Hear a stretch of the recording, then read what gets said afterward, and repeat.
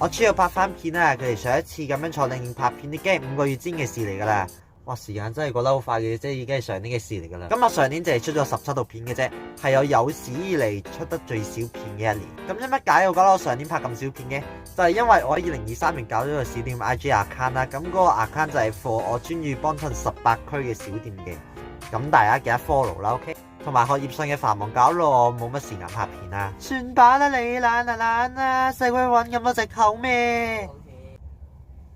咩聲啊？咁多位應該留意到我今年已經出咗4套片，咁當中有3套片咧係行路片嚟嘅。咁點解今年出咁多行路片呢？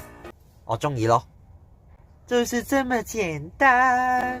咁因乜解救我又翻嚟拍翻片呢？突然間就係因為我呢2年咧已經冇乜點拍片噶啦，我唔可以再咁樣懶落去噶啦，係要搵啲嘢做噶啦。同埋我突然間有一種拍片嘅動力啦。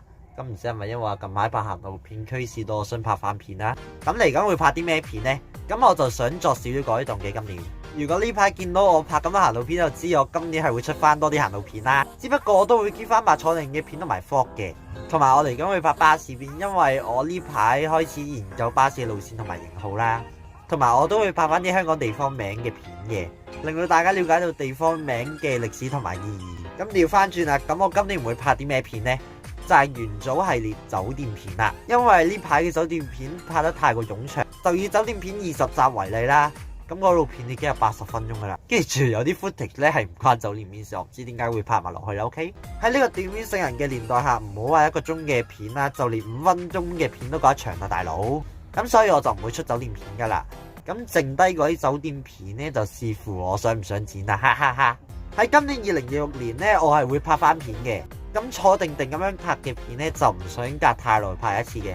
咁我 set 一個目標俾我自己，就係喺1個月內可以拍到2次或以上坐定嘅片。